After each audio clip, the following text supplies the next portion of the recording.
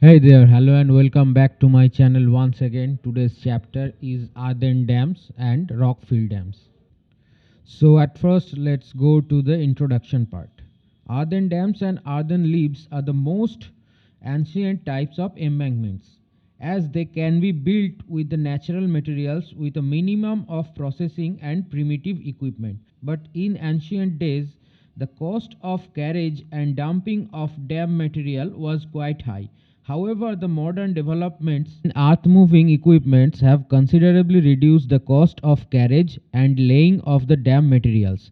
The cost of gravity dams, on the other hand, has gone up because of an increase in the cost of concrete machinery, etc.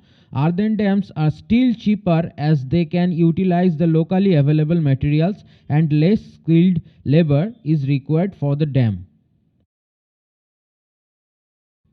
Okay, next topic is types of earthen dams. There are mainly three types of earthen dams. Those are homogeneous embankment type, zoned embankment types, and diaphragm types.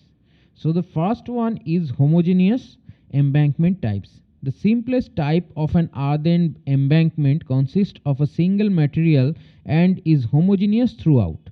Sometimes a blanket of relatively impervious material may be placed on the upstream face. A purely homogeneous section is used when only one type of material is economically or locally available.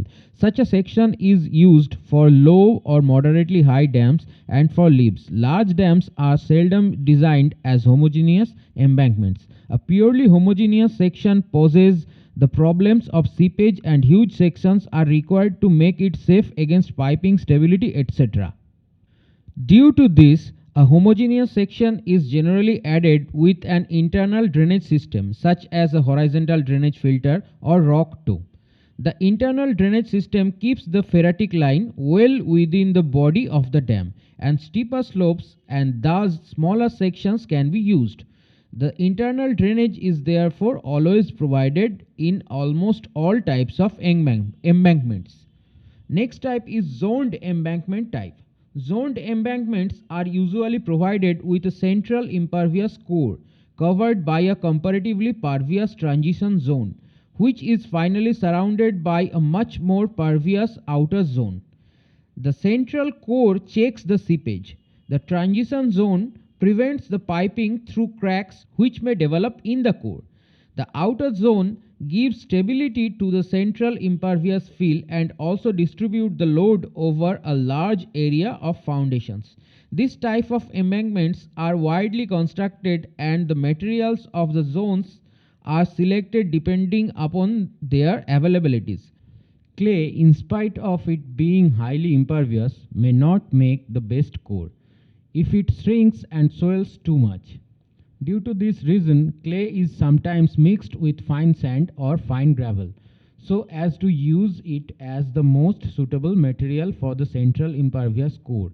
Silts or silty clays may be used as the satisfactory central core materials. Freely draining materials such as coarse sand and gravels are used in outer shell.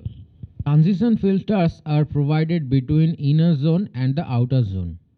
This type of transition filters are always provided whenever there is an abrupt change of permeability from one zone to another. The next one is diaphragm type embankments. Diaphragm type embankments have a thin impervious core which is surrounded by earth or rock fill. The impervious core called diaphragm is made of impervious soils, concrete, steel, timber or any other material. It acts as a water barrier to prevent seepage through the dam. The diaphragm may be placed either at the center as a central vertical core or at the upstream face as a blanket. The diaphragm must also be tied to the bedrock or to a very impervious foundation material. If excessive underseepage through the existing pervious foundations has to be avoided. The diaphragm type of embankments are differentiated from zoned embankments depending upon the thickness of the core. If the thickness of the diaphragm at any elevation is less than 10 meters or less than the height of embankments above the corresponding elevation, the dam embankment is considered to be of diaphragm type. But if the thickness equals to or exceed these limits, it is considered to be zoned embankment types. Okay, the next topic is methods of construction of earthen dams. There are two methods of constructing earthen dams. First one is hydraulic fill method and second one is rolled fill method. So let's go to the hydraulic fill method. In this method of construction, the dam body is constructed by excavating and transporting soils by using water. Pipes called flumes are laid along the outer edge of embankments. The soil materials are mixed with water and pumped into these flumes. The slush is discharged through the outlets in the flumes at suitable intervals along their lengths. The slush flowing towards the center of the bank tends to settle down. The coarser particles get deposited soon after the discharge near the outer edge, while the fines get carried and settle at the center, forming a zoned embankment having a relatively impervious central core. Since fill is saturated when placed, high pore pressures develop in the core material. The stability of the dam must be checked for these pressures.